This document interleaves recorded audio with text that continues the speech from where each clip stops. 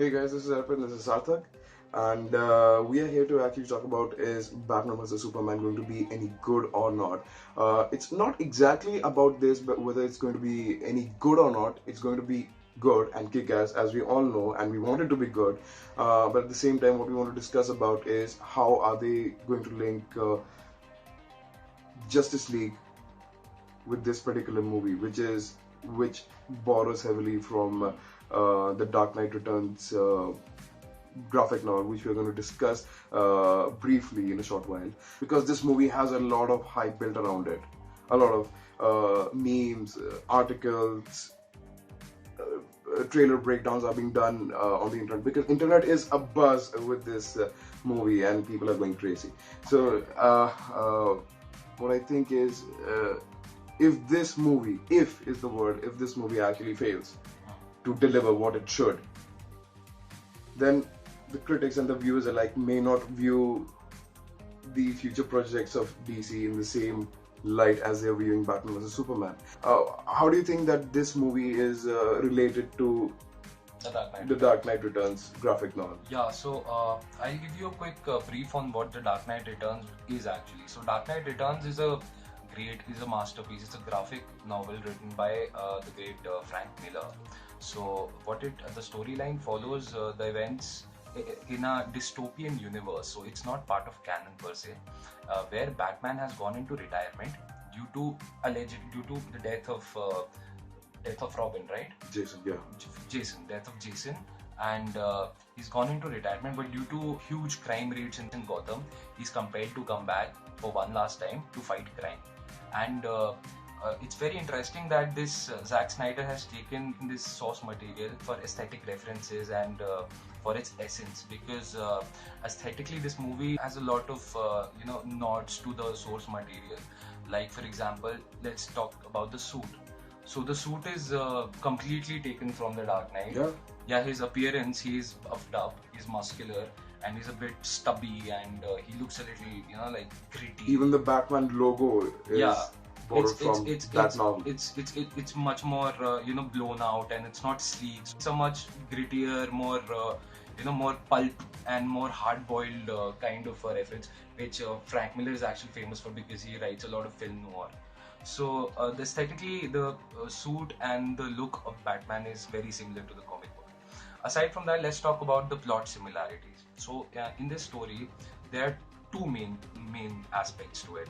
First is of course, which I mentioned, was that he goes into retirement. So in the movie trailers, it's also suggested that he's gone into semi-retirement, and the reason was also pretty much similar, because there's this image in the trailer where they show that Robin's suit has this graffiti embossed on it, which shows that the joke's on you, Batman, ha ha ha. And it's obviously by Joker, because Joker is also included in this particular graphic novel. So we have not seen Joker yet. I'm not sure if they're gonna show it in the movie itself, because they're not showing a lot of things. So the similarities is this, and aside from this is also obviously the fight which occurs between them.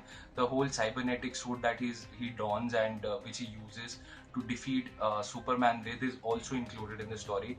So I'm not sure if he's actually gonna beat him. Well, let's just say he's gonna kick ass. I mean, everybody wants to watch Batman kick Superman's ass, right? So that's probably gonna happen. Everyone wants to see that. It's gonna happen. So that's also there. So he gets into a tussle with him due to his vigilante business. It's apparently in the universe of the novel, it's banned, vigilantism. I mean, he goes out and he kills all these punk rockers and something like that. These punk villains that are like roaming the streets and creating a havoc. So he does that, and Superman comes in to stop him. So he dons the suit and he beats him in the novel. So that's also happening in the film. Now, things that are not similar. Wonder Woman. I mean, Wonder Woman is not in was never there in the graphic novel. How is she coming in? How is she there in the picture? How is she going to be introduced? What is going to be her backstory? That's a big question mark. And also, Two-Face is in the graphic novel. I don't think they're going to bring Two-Face, especially because they're trying to, keep away from Nolan as far as possible. So they're not going to go. You're not going to trudge that territory. So those are the plot dissimilarities. And I guess you forgot about Doomsday. Yeah, Doomsday. There was yeah, no Doomsday. no Yeah, Doomsday. No There's Doomsday. no Doomsday. The main villain, if we can talk about villain, there's Selena Kyle, so she's gonna probably play the anti-hero, and there's Joker, and there's Harvey Dent. But there's no Doomsday, and there is no Lex Luthor for that matter. There's no Lex Luthor. In the graphic novel. In the graphic novel, there's no Lex Luthor. And Lex Luthor is also not Mark Zuckerberg, by the way. he's not a foppy. He's not a foppy social media millionaire mogul in the film. He's not like that in the comic books. Maybe this could lead to an interesting situation where they're actually, which I feel maybe Zack Snyder is holding out on us. Maybe he's not divulging all the details. Yeah. And he's not showing all his cards. So maybe Joker may Joker make an appearance. May make an appearance in the film. Possibly could, because he's the guy who kills Robin. And there are also other aspects, such as maybe Harvey Dent makes an appearance. I don't know. I think it's unlikely, but maybe that will happen. A lot of other plot points which we're not sure. There's also a plot point where Batman tries to protect the city from a nuclear warhead, which is also shown in the trailers, where he fights those army people, and then Superman comes in and he pulls off his mask to reveal that he's Bruce Wayne. Obviously, so which leads to the point or the question: how much are they taking from the novel, or are they making something of their own? Completely. Are they making something completely different? Yes. Are they actually crafting a universe which is not being heard or seen before? I think that's the case. They're creating a complete new monster. What repercussions will a plot line that is kind of similar, dissimilar, it's kind of new also, it's also a throwback, how will this affect the formation of JLA? Because the movie is going to be a build up to JLA. It is going to be a precursor to JLA. They're going to at least hint towards the formation of JLA, since there's it seems inevitable. Since there's Superman, since there's Batman, maybe Aquaman makes an appearance, you never know. So what do you think will be the repercussion? Well, I think obviously DC may not follow the comic plot, what has been mentioned earlier. I would just want to see that how is Batman's relationship with other superheroes going to be? Definitely. Because if the age factor kicks in, they're showing that Batman is a veteran, whereas He's Superman 55 years old. Exactly, not 55 but 45 in the movie. In the movie 45, but in the comic book we're just making a theory, right? So what's his relationship going to be with the other superheroes who are in their prime right now? Because as you can see that in Man of Steel, Clark Kent has just donned the cape or the mantle of Superman, and he's relatively new to Batman, and as they've actually shown that Batman is a veteran now. So coming back to the point, how is Batman's relationship going to be in future DC movies with other superheroes? And the next thing is Batman going to make cameo appearances? Because he's like who's gonna watch that? I don't know. I mean, you really want Batman to be the second fiddle to Superman? I don't think so. I think there will be a lot of nod. Maybe it's better for DC to highlight the other superheroes than Batman. Maybe it's a very smart move.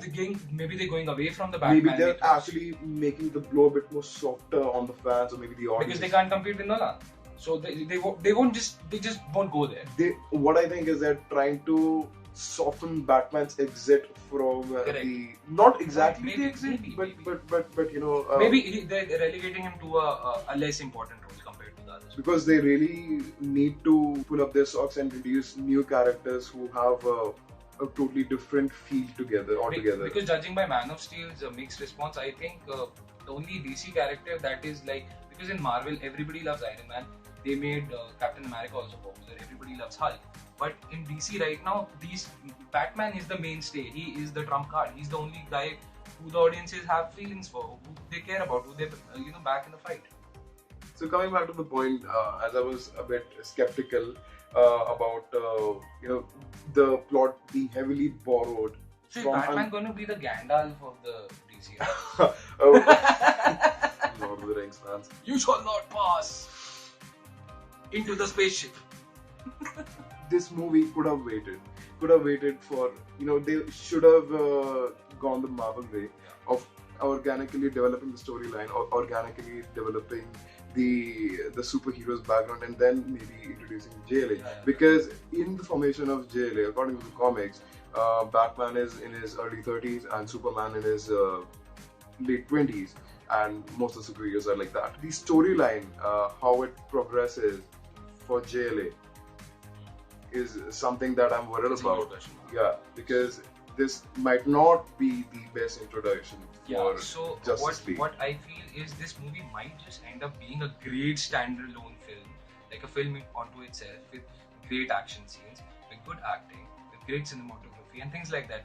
Things that make a individual film great. So this film might, be the bang for the buck. It might just be value for your money and will be a great entertaining film.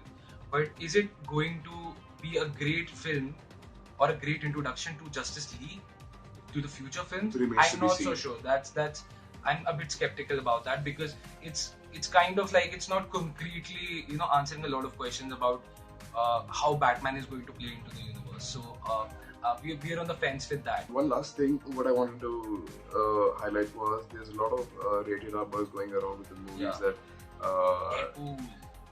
a lot of people are actually saying. Give it to you. Well, the movie has been made into its final cut, and it's going to be PG-13. So they say that they're going to release another home video or something like that, which is going to be rated R. BBS, right?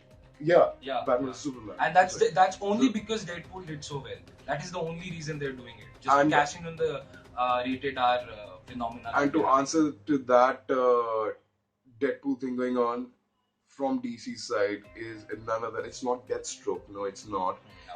It's Lobo.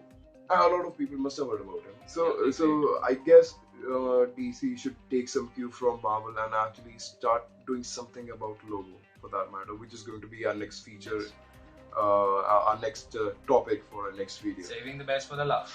Questions are open for all of us. You can comment down below. What do you think about this movie, and what do you think? This is not a theory that we've devised. It's just that we are just concerned about how JLA is going to shape up in the next DC projects.